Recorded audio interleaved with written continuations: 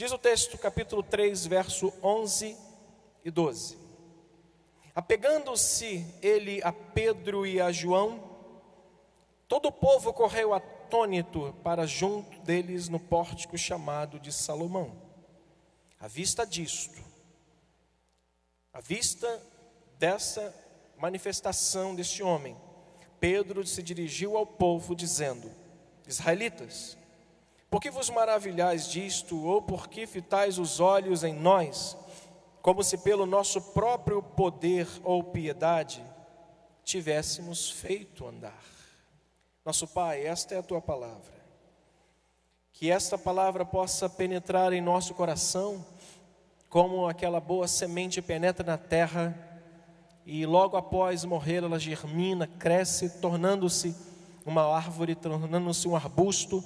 Que esta palavra, Senhor, ela possa fazer com que no nosso coração seja germinada a boa semente, a boa palavra, crescendo, frutificando para a glória do Teu nome. Leva a nossa mente cativa ao Senhor, para que o diabo não nos roube o direito de sermos abençoados por esta palavra, em nome de Jesus. Amém. Ocupe o seu assento, por favor.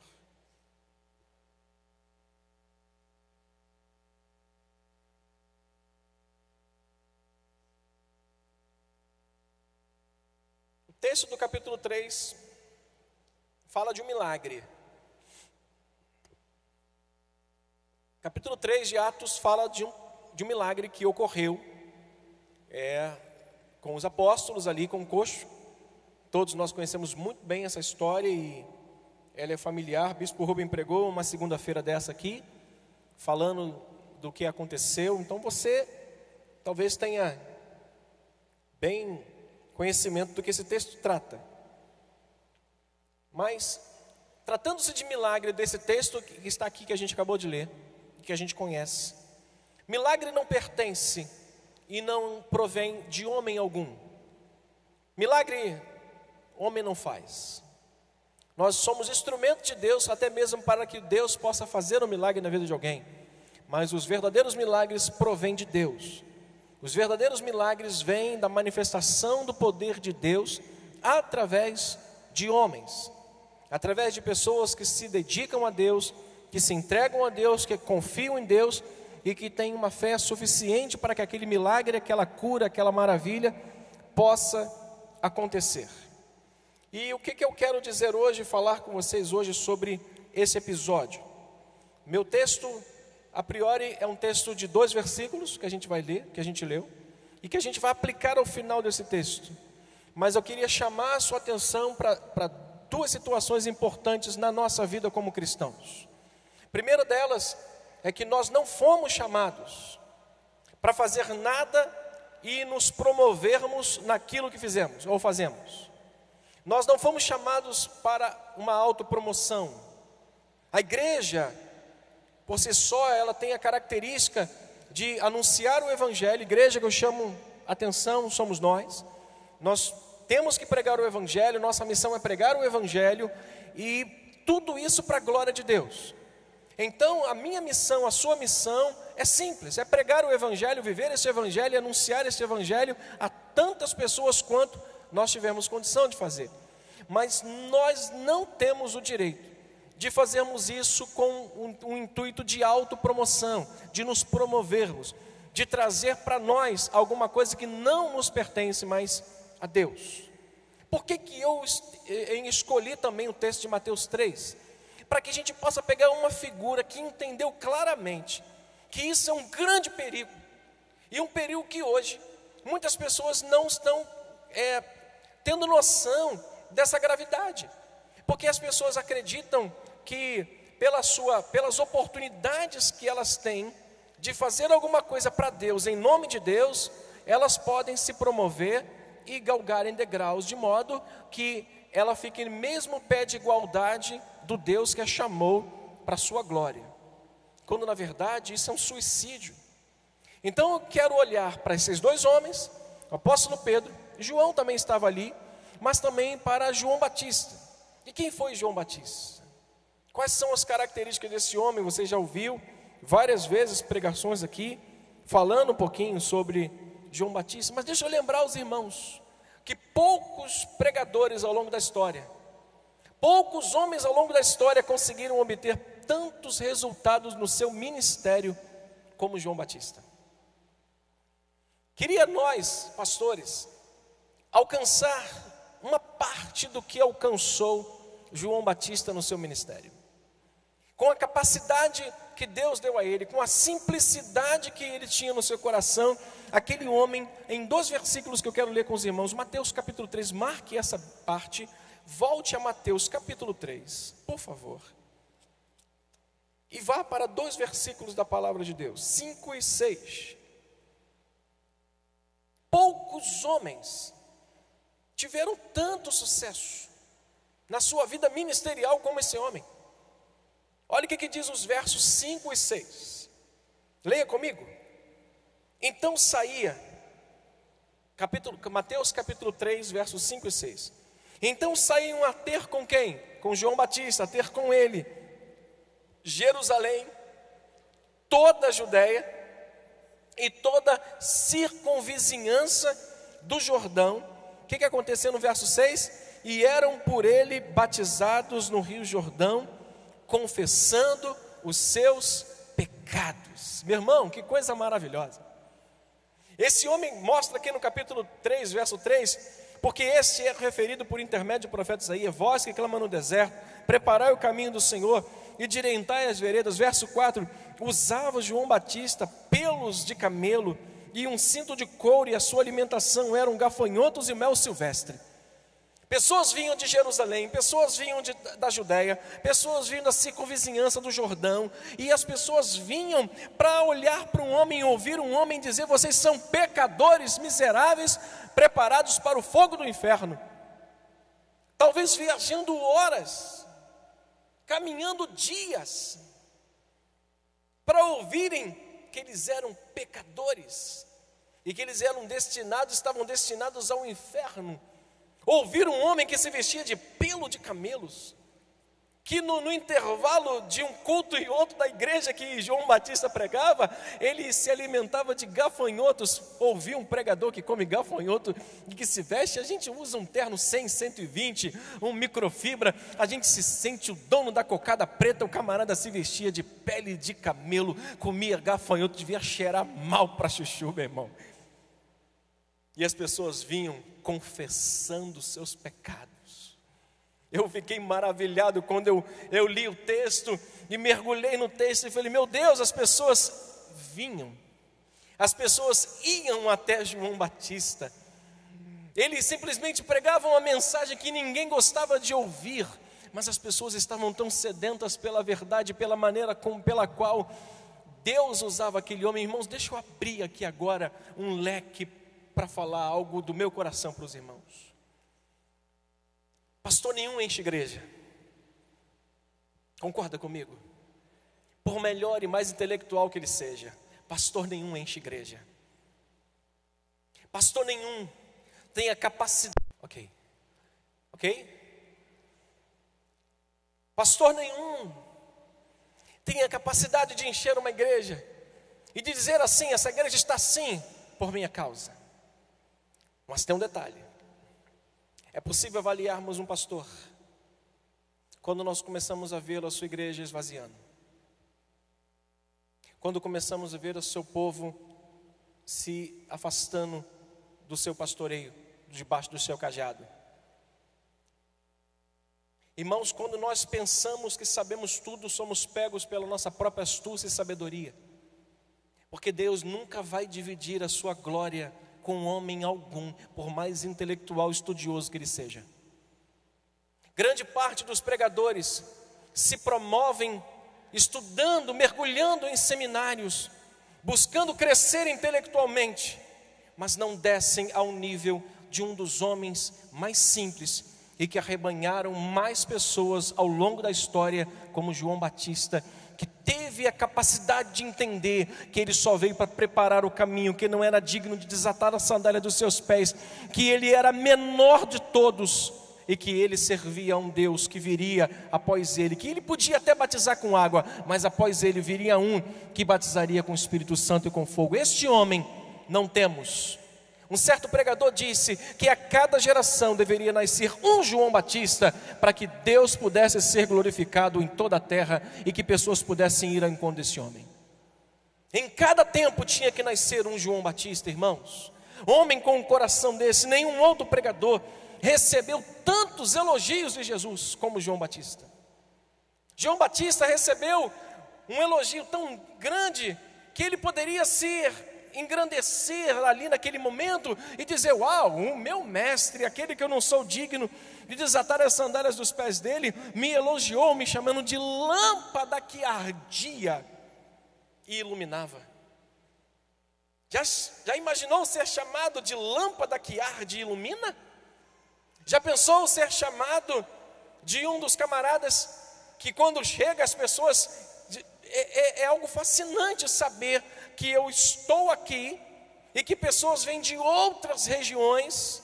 Quantos aqui vieram de Belford Roxo? Belford Roxo. Comendador Soares. Califórnia. Bairro Margaridas, Monte Líbano. Quantos vieram de mais longe do que isso? Campo Grande. Mas ninguém veio aqui por minha causa. Ninguém. Você não ia perder o seu tempo para vir aqui por minha causa. Mas você fica imaginando João Batista, um dos homens que teve a história de ministério mais fantástica e que não se contaminou com esse crescimento e com o sucesso do seu ministério. Ele entende e ele se mostra alguém que ele tinha tudo para exaltar a Deus, não a si próprio, irmãos. O que hoje eu queria chamar a sua atenção? É para o grande perigo que às vezes nós corremos em nossa trajetória de vida. E muitos de nós às vezes nos afogamos no próprio rio que a gente cria para a gente. Aqueles lagos artificiais que a gente cria para a gente, achando que a gente é alguma coisa, que os nossos feitos, que aquilo que nós fizemos foi uau, foi fantástico. Irmãos, o que nós fazemos, até a justiça que a gente pratica, é trapo de imundícia para Deus. Nada. Pastor, o senhor chamou a gente aqui para dizer que a gente é nada? Não chamei vocês aqui e vocês não vieram aqui para ouvir que vocês não são nada. Vocês chegaram aqui para ouvirem que Ele é tudo, Ele é Senhor, e a Ele toda a honra, a Ele toda a glória. Pastor não enche igreja, mas pastor pode esvaziar a igreja. Mas pastor, homens que querem se autopromover pela sua intelectualidade ou pela sua astúcia, podem destruir uma igreja de Deus. E a gente vai olhar aqui para um exemplo fantástico, não só de João Batista, mas agora olhando para a vida do apóstolo Pedro. Olha novamente para esse texto, para onde nós acabamos de ler esses 2 versículos. Pedro e João entenderam muito bem esse princípio, irmãos, de que todo louvor e toda adoração e de todo milagre pertence tão somente a Deus, não aos homens. João Batista e este João entenderam esse princípio, pois logo após o milagre, o apóstolo Pedro aproveita esta oportunidade. Logo após o milagre que ele faz, ele aproveita uma oportunidade para pregar o seu segundo sermão.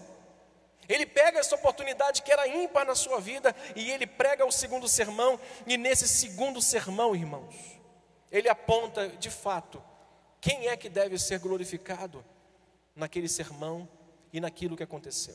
O versículo 11 que nós lemos diz: apegando-se ele a Pedro e a João, todo o povo correu atônito para junto do pórtico chamado de Salomão. E à vista disto, a esta oportunidade, o apóstolo Pedro, ele simplesmente entende que a fé que ele recebera, que a unção e a graça de Deus estava sobre a vida dele, era para a glória de Deus e não para a sua autopromoção. Ele entende que tudo que veio às mãos dele era para que ele pudesse fazer e fazer bem feito, para que o nome de Deus pudesse ser exaltado, e ele não perde a oportunidade. Ele prega o seu segundo sermão, e no versículo 13 diz: o Deus de Abraão, o Deus de Isaac. Quando olharam para João Batista e falaram: você é, não, eu sou só aquele que venho preparar o caminho para que aquele que de fato deveria vir possa chegar. Então, nós temos que olhar de fato para aquilo que nós fazemos como instrumentos de Deus. Somos simplesmente instrumentos de Deus, mas de fato, quem está sobre a nossa vida e quem merece toda a exaltação, diga comigo, é Jesus Cristo. A igreja, irmãos, não pode esquecer da sua real missão no mundo. Alguns pregadores perderam o verdadeiro propósito do seu chamado. Alguns homens que no início do seu ministério eram até piedosos, eram até homens mansos, eram até homens humildes, se transformaram em homens poderosos e quase inacessíveis, quase intocáveis. Tem tanto brilho, tem tanta agenda, tem tantos compromissos, que é incapaz de chegar próximo de uma ovelha e lhe tirar um carrapicho sequer da sua lã. Se tornaram poderosos, eram piedosos, mas hoje são poderosos.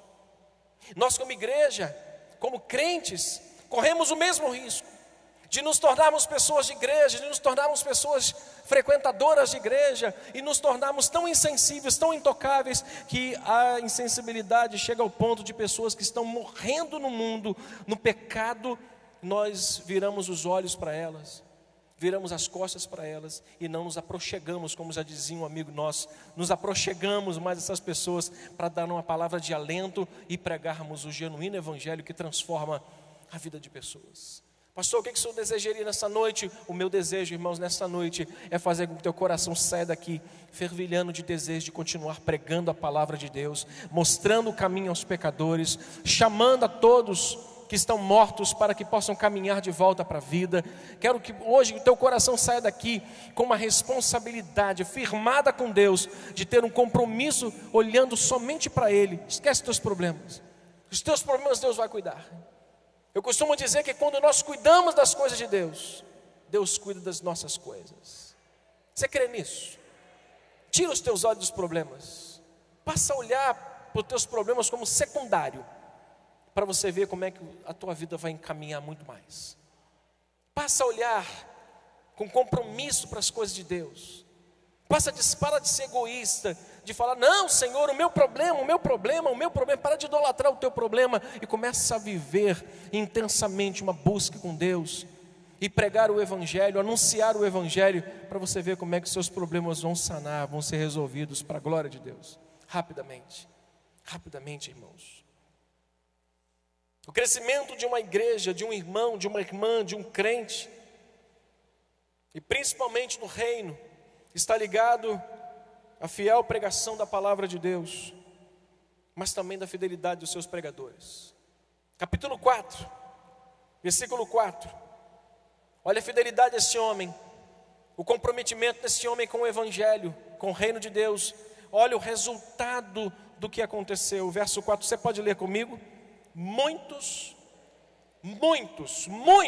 diga comigo, muitos, porém, dos que ouviram a palavra, aleluia, meu irmão, aceitaram.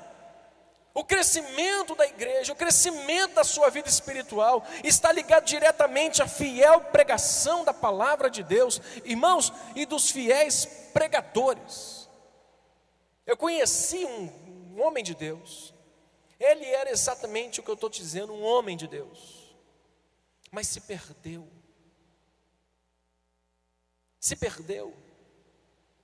Um homem que quando ele abria a boca para pregar, minha esposa é testemunha, nós ficávamos atônitos, com tanta eloquência, com tanta graça que exalava de Deus sobre a sua vida. Mas ele cismou que uma cadeira na igreja era dele, e ninguém podia sentar. Eu falei, uma cadeira? Uma certa irmãzinha, para contar um testemunho, era chamada, uma missionária que tinha ossos de vidro.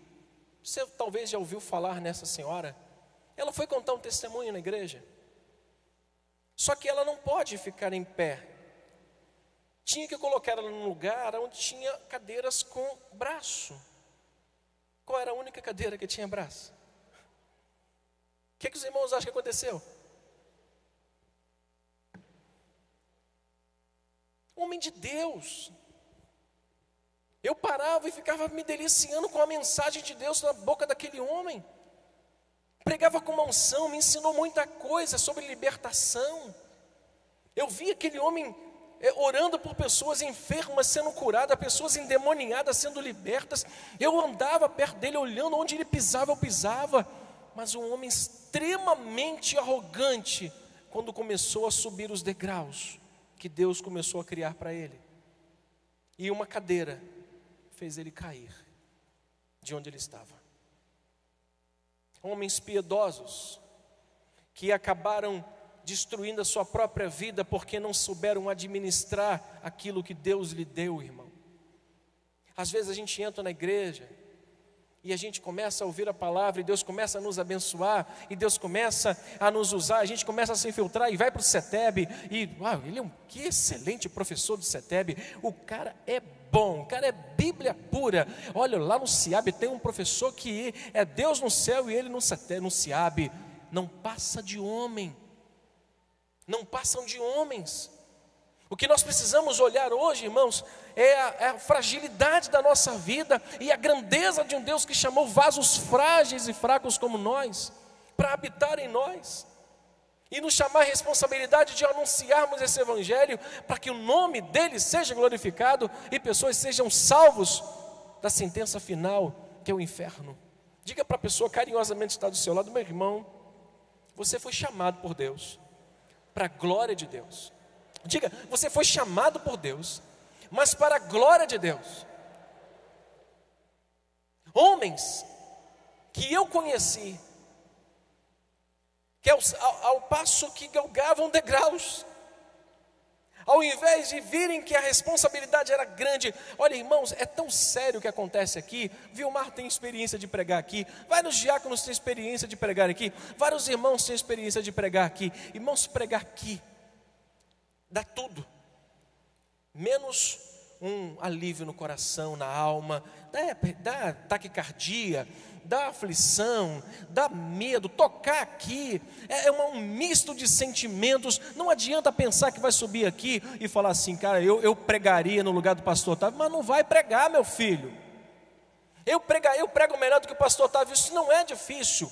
Não é difícil pregar melhor do que eu. O negócio é que eu estou aqui e você não. É o pastor Alindo que está e você não. É o pastor Luiz Carlos que está e você não. É o bispo que está e você não.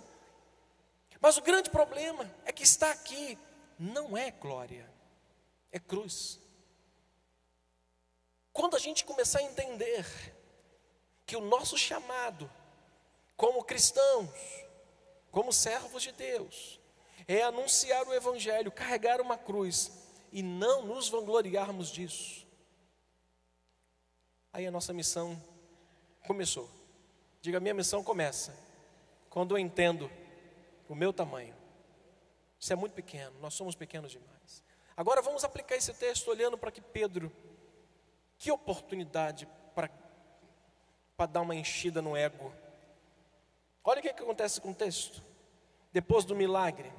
Verso 10, verso 9, viu todo o povo andar e a louvar a Deus. Quem é aquele coxo que estava tanto tempo ali, chamando a atenção, pedindo esmolas? E reconheceram ser ele o mesmo que esmolava, assentado à porta formosa do templo, e se encheram de admiração, de assombro por isso que lhe acontecera. E apegando-se ele a Pedro e a João, todo o povo correu atônito para junto deles, no pórtico chamado Salomão. À vista disso, nesta grande oportunidade, Pedro dirige-se ao povo e diz exatamente o que está escrito aqui. Deixa eu só aplicar esse texto com os irmãos. Pedro desvia os olhos da multidão. Pedro desvia os olhos do coxo. O foco do apóstolo Pedro não estava mais no coxo, ele já estava curado. Os olhos do apóstolo Pedro agora não estavam no povo, como se fosse uma grande oportunidade dele se promover.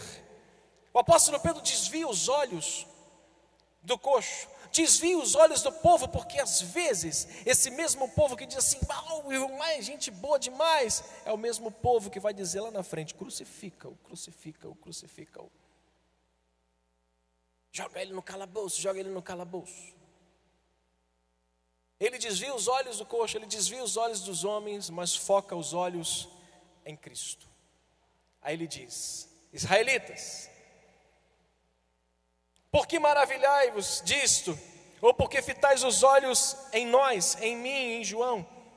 Disto, ou porque fitais os olhos em nós, como que pelo nosso próprio poder ou piedade tivéssemos feito andar este homem miserável coxo.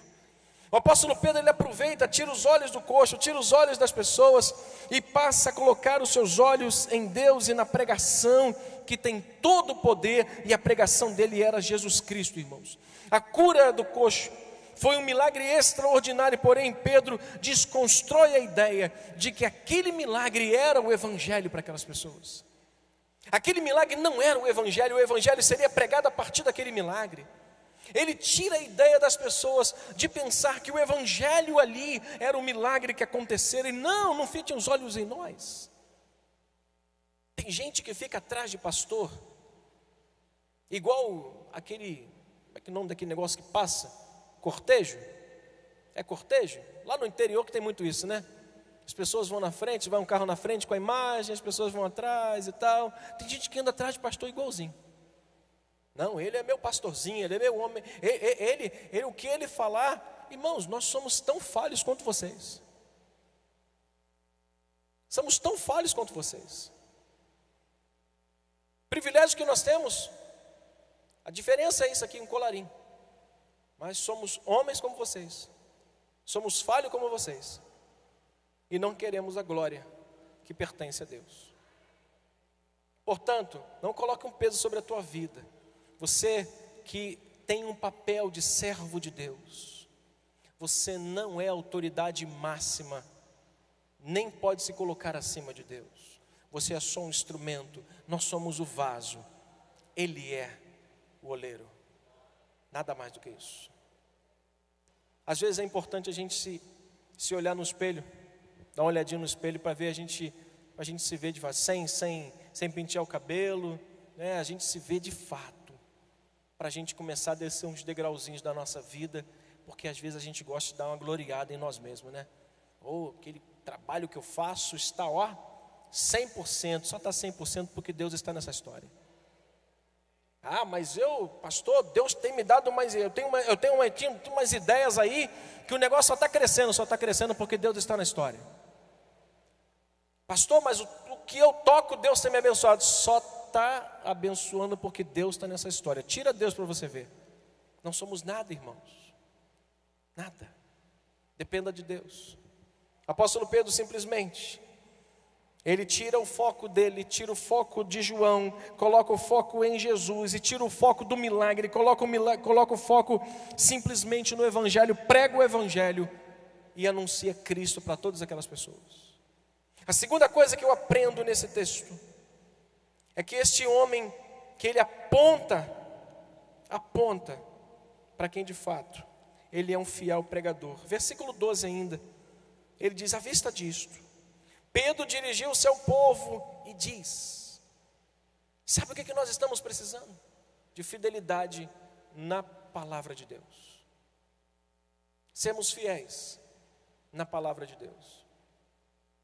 Doa a quem doer. João Batista dizia assim para os que vinham lá de Jerusalém, lá da Judéia, da circunvizinhança de Jordão: raça de víboras. Ele pregava o evangelho, ele pregava o reino de Deus, ele: arrependei-vos,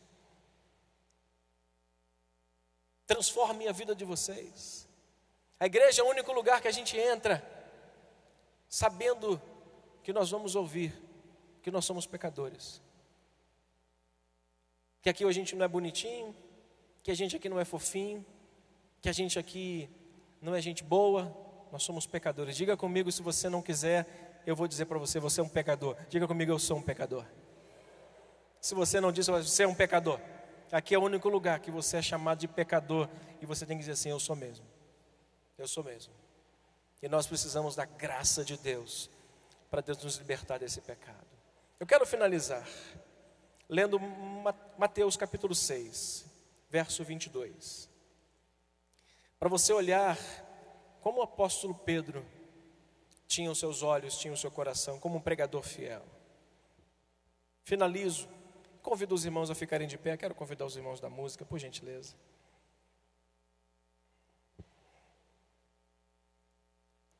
Capítulo 6, verso 22. Diz a palavra do Senhor: são os olhos, o quê? A lâmpada do corpo. Se os teus olhos forem bons, todo o teu corpo será luminoso. Se porém os teus olhos forem maus, todo o teu corpo estará em trevas. Portanto, caso a luz que há em ti sejam trevas, que grandes trevas elas serão. Apóstolo Pedro olha para aquele povo não como uma oportunidade para se autopromover. Ele olha para aquele povo com a oportunidade de pregar a Jesus Cristo. Ele olha para aquele povo com a oportunidade de ver pessoas miseráveis, que estavam indo a caminho, a passos largos para o inferno, e ele aproveita a oportunidade de pregar o Evangelho. Diferente de Geazi, onde Eliseu cura Naamã pelo poder de Deus, faz com que Naamã entenda que não era do jeito dele, mas do jeito de Deus. Naamã, por sua tradição, traz presentes para entregar nas mãos de Eliseu. Eliseu disse: não quero. Meu trabalho não pode ser feito com moeda de troca. Milagre não se paga. Eu não quero adoração, eu não quero dinheiro. Hoje pela manhã eu fiquei muito feliz do bispo Rubem ter pregado e usado o mesmo texto. E alguém que tinha os olhos ruins, não eram bons os olhos de Geazi, disse: é agora. Já que o meu Senhor não quis, quero eu. Ele pega, vai ao encontro de Naamã e diz: olha só, meu Senhor mudou de ideia. Geazi chega para o camarada e fala assim: Eliseu estava doido, ficou bilolado, ele mudou de ideia, ele falou que agora quer a bênção lá, o presente, as vestes festivais, ele quer lá os talentos que você ofereceu para ele. Então toma, recebe. Ele volta. Irmãos, eu queria encorajar os irmãos a terem cuidado, porque Jesus nos chama a atenção, chamando a atenção dos seus discípulos a cautelar com os falsos profetas. Nós estamos vivendo tempos difíceis, de muita intelectualidade e de pouca espiritualidade, onde pessoas são tratadas simplesmente como um número, mas não como seres humanos. Eu posso dizer isso pelo pastor Luiz Carlos, eu posso dizer isso pelo bispo Rubem, posso dizer isso pelo pastor Arlindo e por mim e por cada diácono. Se vocês precisarem de alguma coisa, de uma palavra de oração, de um gabinete, a gente não vai medir esforço para te abençoar, para te ouvir, para estar perto do irmão e da irmã. Não podemos fazer o que não nos convém fazer. Não vamos invadir sua casa, não vamos te visitar se você não quiser. Eu tento ligar, as pessoas não querem atender, eu não posso forçar, eu tenho que entender isso. Mas você pode ter certeza de uma coisa: esses homens em que eu me espelho são pregadores fiéis da palavra de Deus e são pastores. Confie em Deus, mas também confie nos seus profetas aqui. Cuidado com os falsos profetas. Cuidado com o rico vocabulário que nos encanta às vezes, mas nos faz sair vazios como entramos. Então eu quero chamar a tua atenção para a gente olhar para os fiéis pregadores da palavra de Deus, que pregam de modo simples, quase que de modo ignorante, mas são fiéis. Olhe para esses, porque esses glorificam a Deus. Esses de fato apontam para quem é aquele que deve ser glorificado, a Jesus Cristo. Feche seus olhos, vamos orar. Nosso Pai, nosso Deus, Na tua mão nós entregamos a nossa vida. Pedimos ao Senhor que esta palavra simples de conselho tenha sido guardada e possa ser guardada no mais íntimo lugar do nosso coração, secreto. Porque haverá um dia, haverá um momento onde nós vamos nos utilizar desta palavra, deste conselho. Onde, Senhor, por muito saber, por muito conhecer e por muito saber e se expressar, pessoas estão sendo arrebanhadas, encaminhadas, Senhor, mas estão morrendo na sua espiritualidade, por conhecerem demasiadamente filosofias, letras, mas não se aprofundarem em uma vida de intimidade, de comunhão contigo. Senhor amado, pessoas que querem se autopromover, usando, Senhor, até mesmo a sua sabedoria e ciência, mas não exalando, ó Deus, aquilo que de fato é bom, que é o cheiro de Cristo para a vida de pessoas. Senhor, que tenhamos cuidado, porque os últimos dias, diz a tua palavra, que se levantariam falsos profetas e enganariam até mesmo os escolhidos, Senhor. Tem misericórdia de nós, cuida da tua igreja, Senhor, cuida de nós. E quanto a nós, teus servos, pregadores da tua casa, simples, homens simples, pastor Luz Carlos, pastor Arlindo, bispo Rubem, os demais diáconos, a minha própria vida, nos ajude. Tenha misericórdia da nossa vida, para que nós possamos cuidar do rebanho que o Senhor colocou sob a responsabilidade do teu servo bispo Rubem. Seja sobre nós a tua bênção e a tua graça, em nome de Jesus. Que o povo do Senhor diga amém. Você pode dar a mão a essa pessoa que está do seu lado, nós já vamos sair daqui.